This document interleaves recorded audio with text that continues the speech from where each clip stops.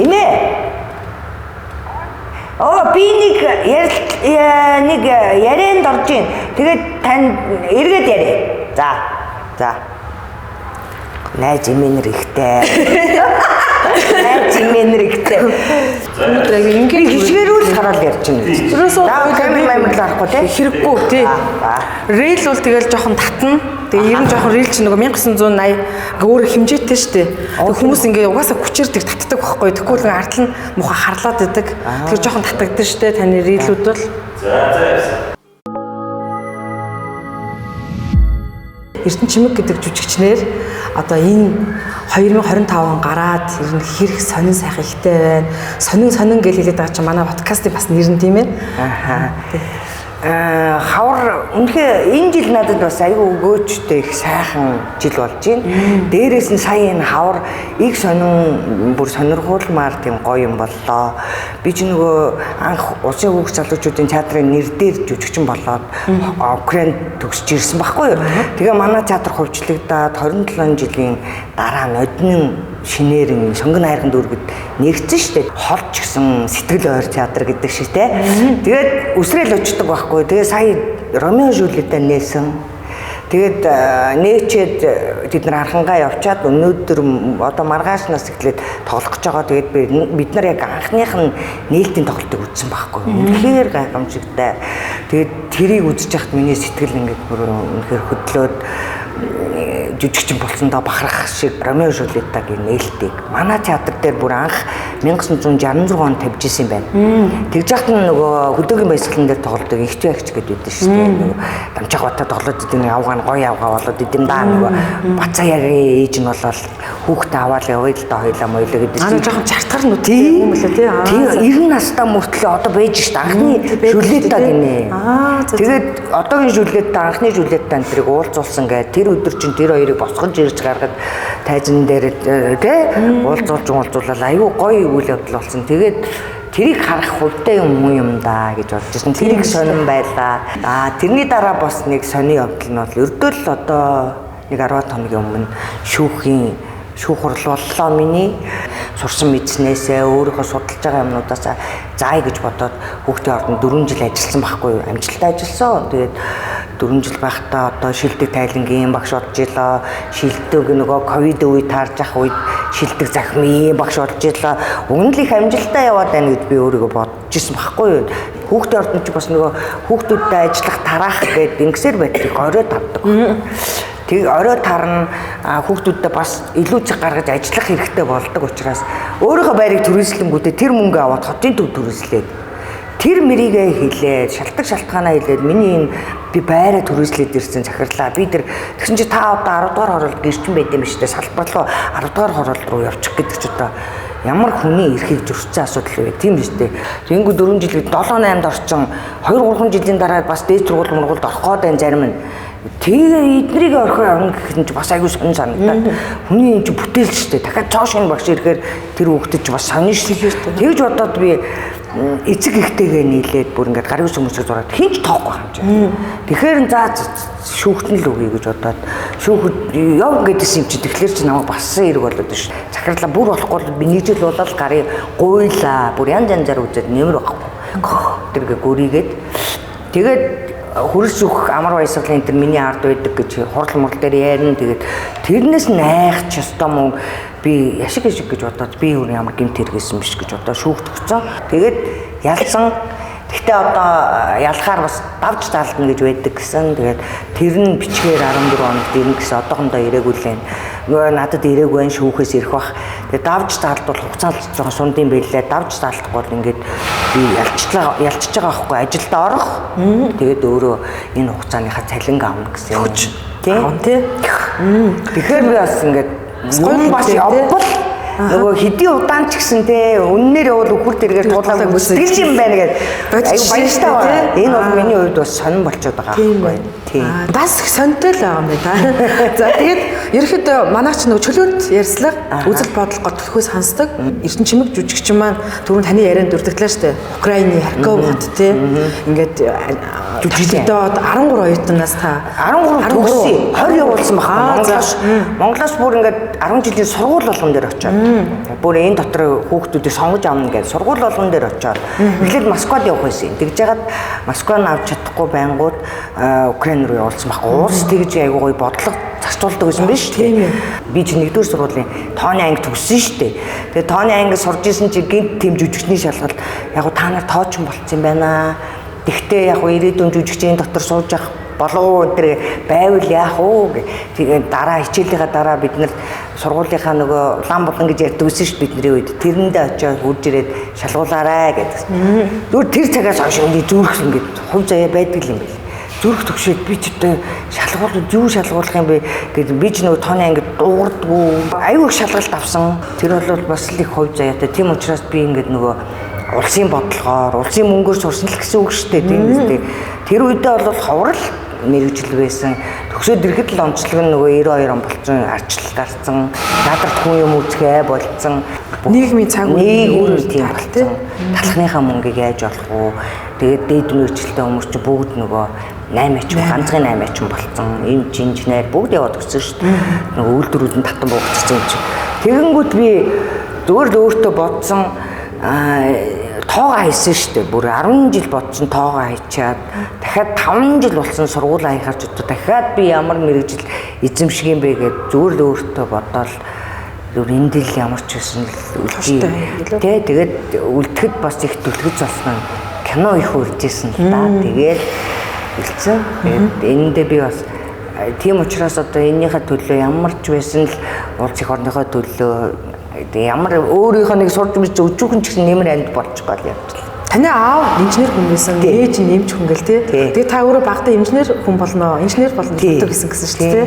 Тэгэхээр нэг хувь тавилан нь л ингэчүү ээжээс асуусан байхгүй. Одоо миний ингээд амьдрал шалгалт ингээд яваал гэсэн ээжтэй хэлэхгүй л явж байгаад эцсийн арамд нь хурж ирэнгүүт хэлсэн байхгүй. Би одоо ингээд жүжигчин болох уу, инженер болох уу ийм юм дээр ирчээд байна гэсэн манай ээж бодож ирсэн чи юу даа гэ гайх нөгөө томото хөөхтөнд тийм жүжигчин гэгэл тий. Тэгэнгүүт за миний хөө эмхтэй хүн жүжигчин нь гоё баха. Манай ээж өөрөө цогцлмаагүй, сувтаагүй энэ төрийг шүтдэг. Өөрөө орсын жүжигчтэй. Тэр үе орчин кинонууд гардаг. Тэр нөгөө нэг амьдрал нулимсан дургуун мурууг хараад тэр нөгөө Вера Алентова энэ төрийг шүтээстэй ийм нэг откридийн цогдуулдаг энэ төр хүн байсан байхгүй. Тийм болохоор охин жүжигчин гингүүд бас гойсол санагдсан юм шиг байна. Жүжигчин дээр юм уу тэгэл ээж хэлэнгүүд л за чөвчөрсөн юм чинь шууд тоогоо хаяал тэгэл шалгалт өгөөл явсараа гал тэгээ тэнцсэн шүү дээ. Би бол таныг тэр эзэнгүй айл гээд кинонд нэг төрөйдөг тий. Тэрүүгээр ингээд нэг айлыг хүргэн бэр болоод байна тий. Тэрнээс биш золбооттой бол би олон кинонд тоглосон шүү дээ. Та хоёрын чинь ер нь бол алтан партнер гэдэг юм байлээ шүү дээ тий. Тэнгүүд би эзэнгүй айл гэдэг киногоор би хүүхдтэй байгааг мэдээд байдаг байхгүй юу. Тэгээ ямар нэг гоё цав цагаан царайтай нэг гоё өндөр юм дүүхэлцэгч тэгээд энэ ямар гоё хч вэ гэж би хардаг гэсэн. Тий. Тэгээд сүүлд нь ингээд ярилцах гад үзсэн чинь бас ингээ олон кино тогложээ. Тэгээ олон кинонуудыг ингээд бас харлаа. Тэдгээр дандаа хайр гэдэг кинонууд яагаад тах юм? Өөлөх хэрэггүй хайр, салж чадангүй хайр гэл тээ. Энэ нь одоо найруулагчийн тэр зохиолны үд юм эсвэл таны тэр дүр төрх тэг таарад идэм л яагаад тийм хайр гэсэн нэрүүд тийм кинонуудад оногддог байсан юм бол та одоо зөв тэрийг бодож үзчихсэн үү? Өөр найруулагч шүү дээ. Их сонио. Тэгээд би эхлээд нөгөө тэрхэж би жоохон хүүхдөөс юм чаа. Хамгийн түрүүнд нь би Бэндэр найруулагч Зүүчиг хайр гэдэг кинонд олсон байхгүй юу. Тэгээд тэгэхэд тэр чинь нэг Орсын тийм нэг юм кино шиг бас нэг юм хөлгөө болж ирсэн. Тэрнээс сэтүүлсэн юм уу л гэж би өөрөө нөгөө Бэндэр найруулагч нь Москвад нөгөө Вигикт операторын анги төгссөн юм шүү дээ.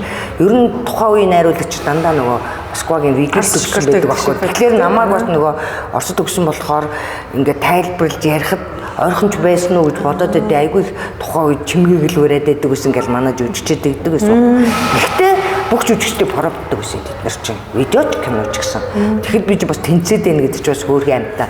Царай мараа тэнцээд бас нөгөө фотогений чинь гэж байдаг гэсэн. Тэгээд тэнцдэг гэдэг. Доторх үйл явдал нь бас ижил болоод байгаа байхгүй. Тэгэхээр нь би санаандгүй Ганбаатар найруулагч гайгүй ааштай ч юм шиг санагдаад би чинь загнуулсан.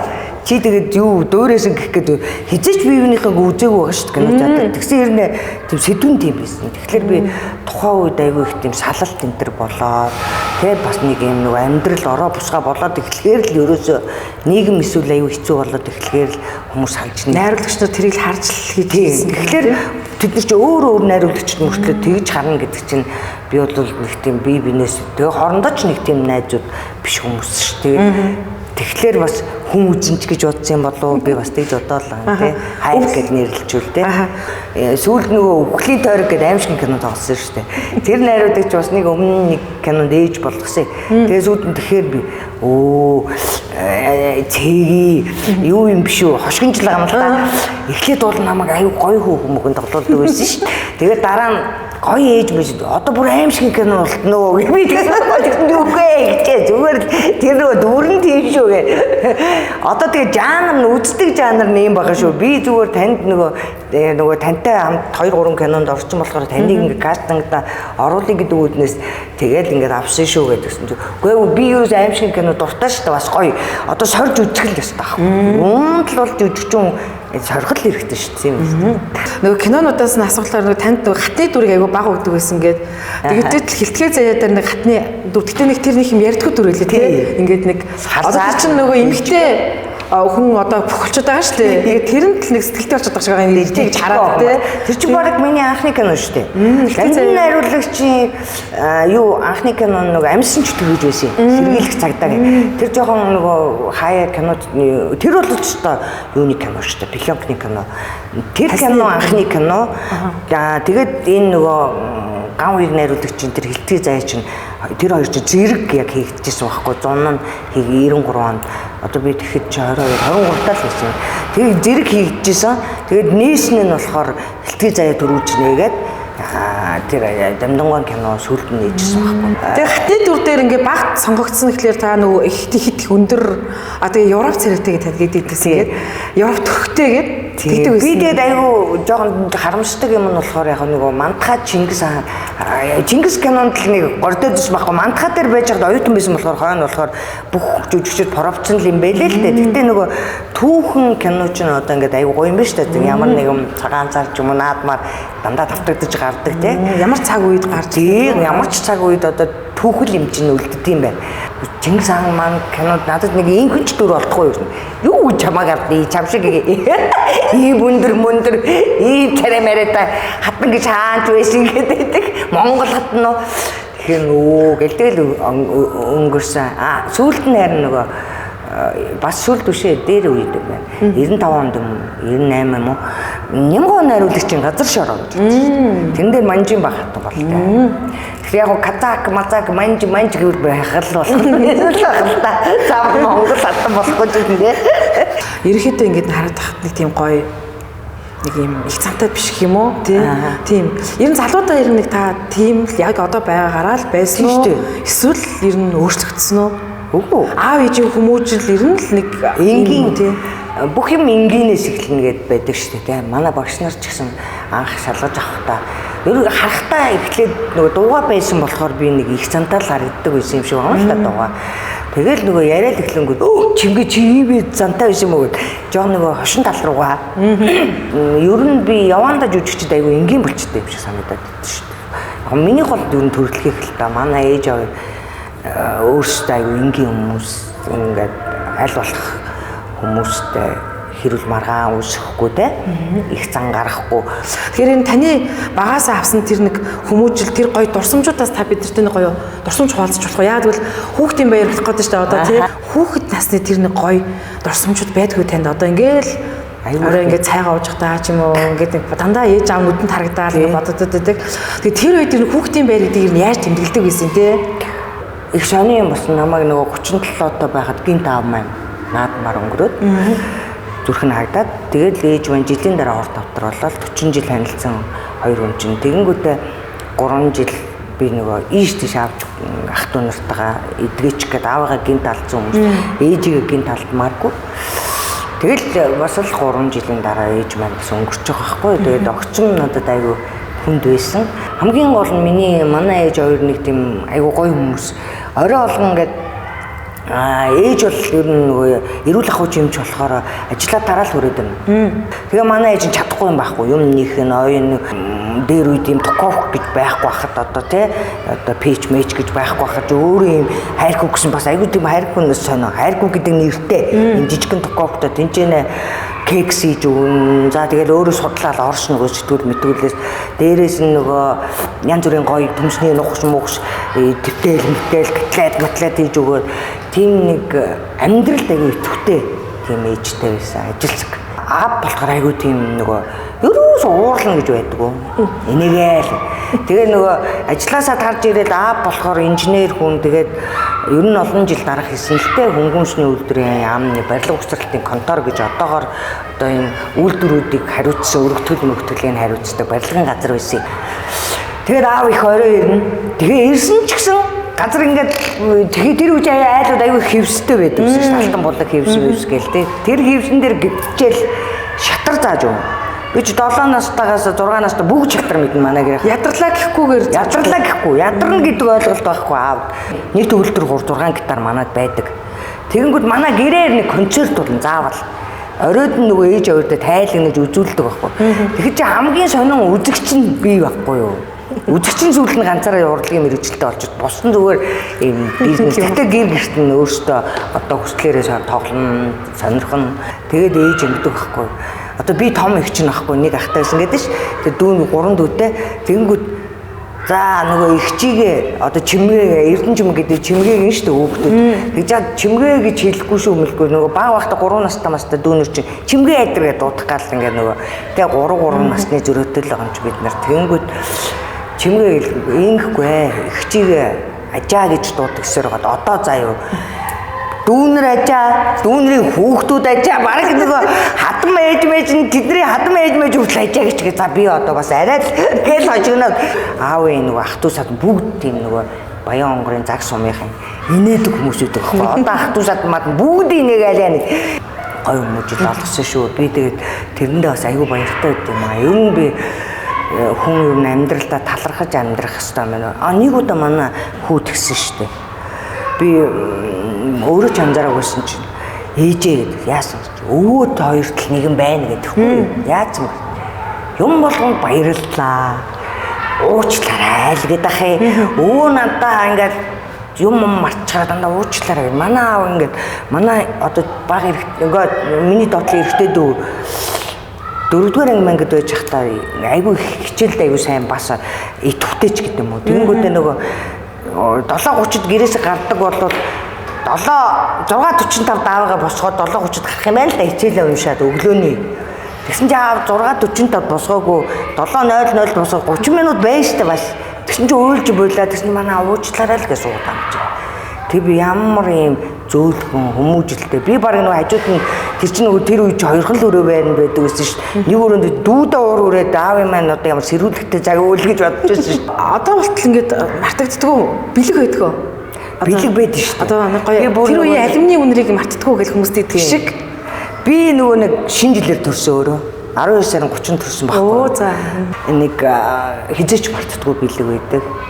Ямар бэлэг вэ гэхэлэр би юу 4-р анги ч юм уу. 4-р ангидаа нөгөө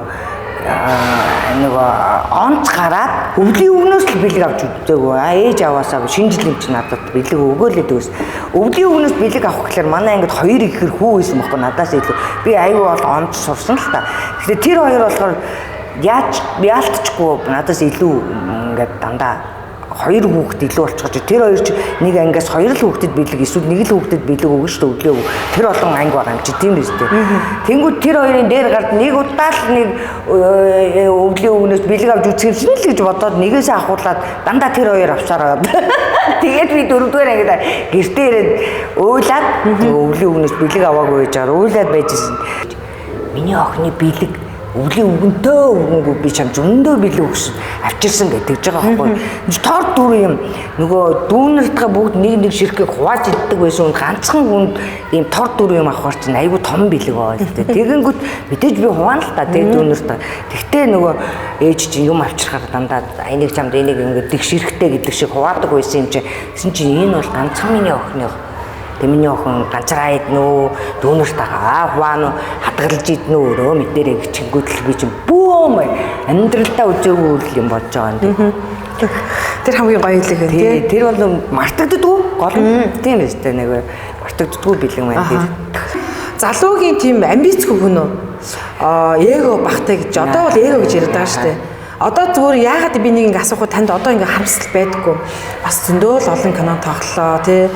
Тэгээд ингэ мэрэгжлийн жүжигчин тэр сайхан сургуульд ингэ сураад ирлээ. Өнөөдөр болтол ингээл уран бүтээлээ хийгээл явж гин тий. Гэтэл нөгөө гавьяатын ч юм уу эсвэл ардын жүжигчин хүрх тэр замнал хүрсэнгүйдээ ч гэдэг юм уу. Нэг юм дотор нэг юм дутуу юм мэдрэмж эсвэл нэг юм амбиц ч гэдэг юм уу өөрийгөө нэг үнэлэх юм нэг хүнд нэг юм дутуу юм мэдрэмж байгаад байдаг шүү дээ.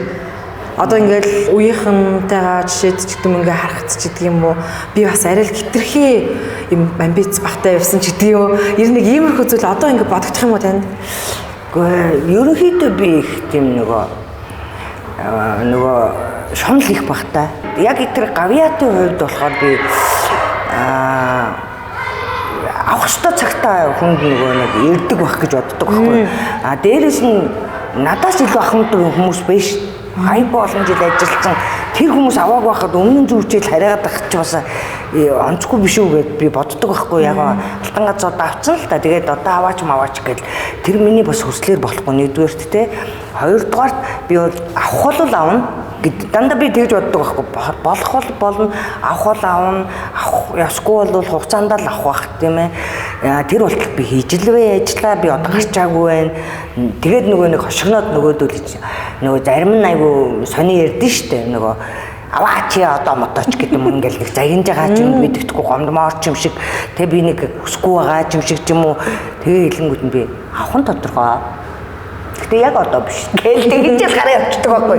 Тэгвэл хойноос ингээд энэ их өнгөрөө гэдэг би айгу өөрөө. Тэр нөгөө сайхан хөөхөн гэд нэг түрүүний кинон нэг дутуу дууссан гэдэг тий жаргадгүй нэг ийм үг ер нь байгаад идэг тий.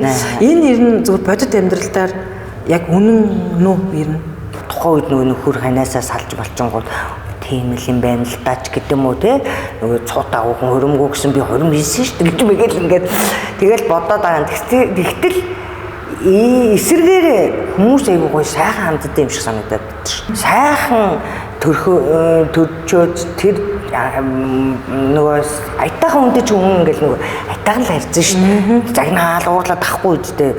Тэгэхээр би тэр сайхан төрсөн хэрээрээ хүн сайхан зам мантай байд юм болов сүүлийн үед тий ажиглаад байхад ингээд гайгүй юм нэг гоё нүдэн дулаахан хүнээс гоё л харагдангууд тэр хүнтэй яриад үзэхээр гоё л байгаад байдаг юм шиг л санагдсан ш. Тэгэхээр би тэрнийх тийм жаргадгүй марадгүй тэгээд нэг сайхан чигүү зовоод байсан юм алга л да. Хүний л зам одоо тэгээд нөгөө тухайн үед ээж аваагаа огцон 37 оноос нь арайчтай энэ төр гэж бодоод уйлж мөлөө шаналж гүйж явахдаа нэг хоёрхан настай энэ төр аавгүй ээж гүсэж байгаа хүмүүс зөндөл биш үү. Төрөхт нь хүүхдээ аяа явцсан хүмүүс зөндөө. Тэгэхэд энэний дэргэд өчнөө өсгүүлжээ чимгээ давар гэл өөртөө дандаа те одоо бодлоо чимгээл тэгэл аяндаа ингээл нөгөө жам шүү дээ. Тэгэл яг уу эрт өнгөрөө чамд ухаан сурлах гэж байгаа бид чи бас илүү гурван дүүгээ яаж те цаашаага сэтгэлийн тэнхээтэй хамт явах уу хэр сүүчих үү тгийг л чамд өгөө үйж тэгээд ч дараа нь ингээл бодонгууд ээж аав маань энэ хэцүү нийгмийг мүзээг өмч бодчих гэдэг юм ингээл тэгэл зөвтгөл яваад байна. Тэгээд таны ингээд амьдарч исэн хон цаг үе ингээд бас гоё юм шиг социализмын үйл та ингээд үтсчлээ шүү дээ. Ардчлалын үе. За одоо энэ орчин үе байна тий. Тэгээ энэ 3 цаг үеэс яг одоо ялангуяа тэр өмнөх цаг үеэс та яг одоо цаг дээр ингээд авчирчмаар зүйл байдгаа. Бодисороо лагераараа гоё оройдоо гоё бөөнөрөө сууж юм ярина социализмын чинь ийм нэгдмэл ч юм уу.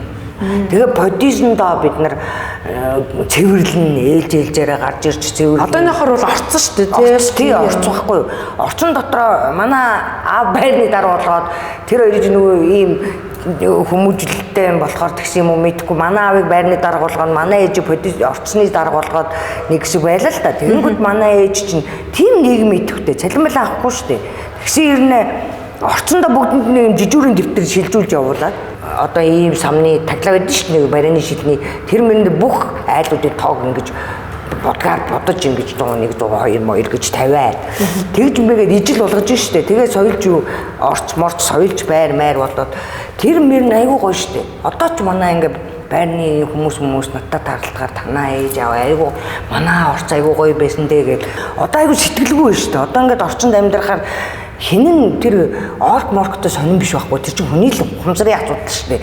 Угаасаа юм хогийн бункер байсаар байхад л заавал хатан тавиал тий. Эсвэл орчны үгүй хаалганыхаа өвдөн тавиал тэрийг заавал өнөртүүлээл ингээ байж байгаа оронд энэ бункер руу навижл хийчихэлтэй тийм биз дээ.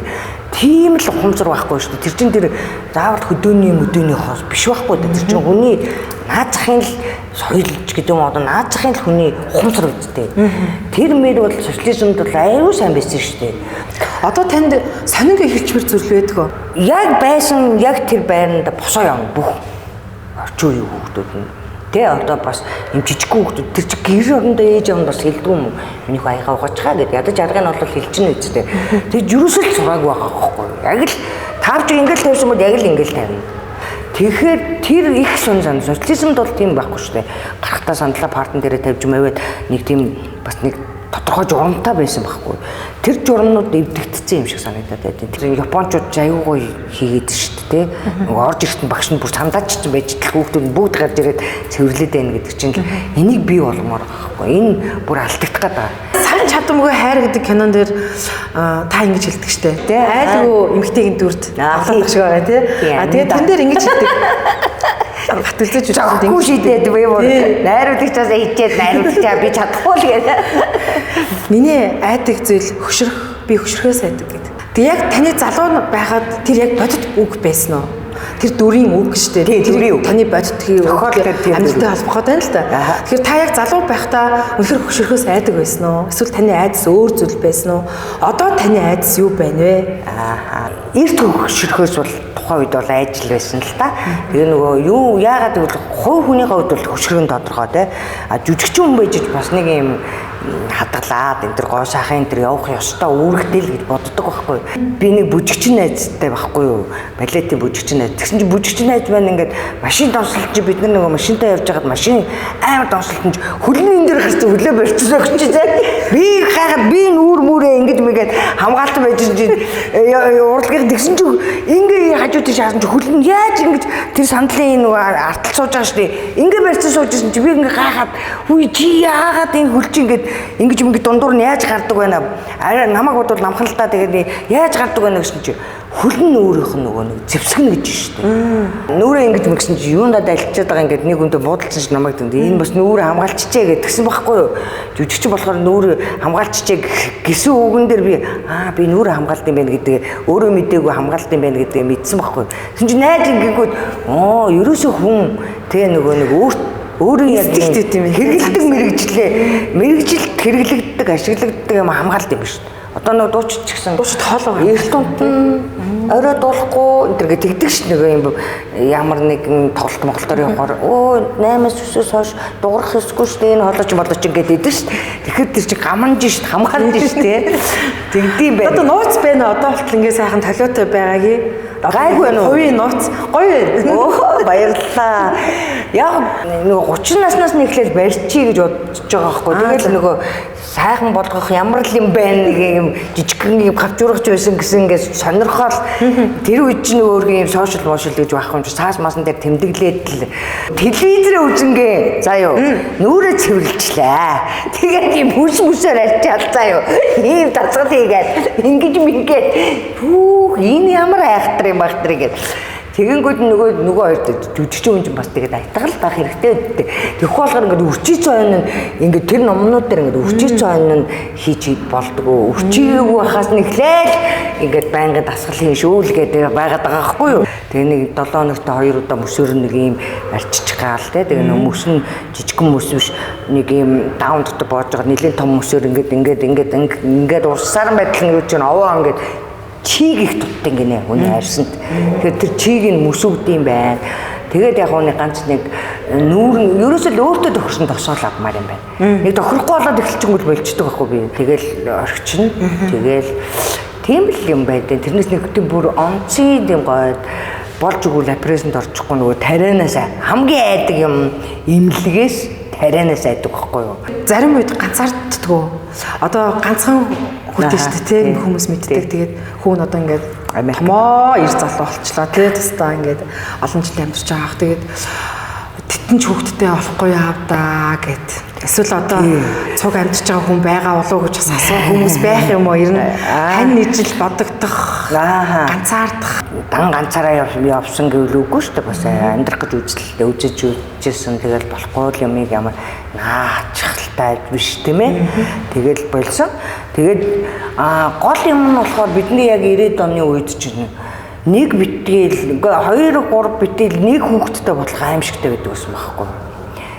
Хүүхэдтэй болж болохгүй шүү гэл бүр ингээд нөгөө 2 хүүхэдтэй хүн бүр амьдрч чадахгүй гэж харддаг байсан юм чинь. Хөв тавилан л ингээд зурагдчихж одоо ядад нэгийг гаргасан нэг юм да гэл өөртөө залбираад тэгэл хүүхэд маань өсөж үржих үү те олон хүүхэдтэй болох байх л гэж бэлэгшээгээл манай хүүхэд болноо л гэдэг байгаа. Тэг эрэгтэй хүүхэд шүү дээ. Тий аваадаг тохирчин байгаа бит хоёр л гэдэг байгаа. Олон хүүхэдтэй болно гэлөө. Тий ажил өөрөө нөгөө ганцаардуулах зав байдаг юм байна.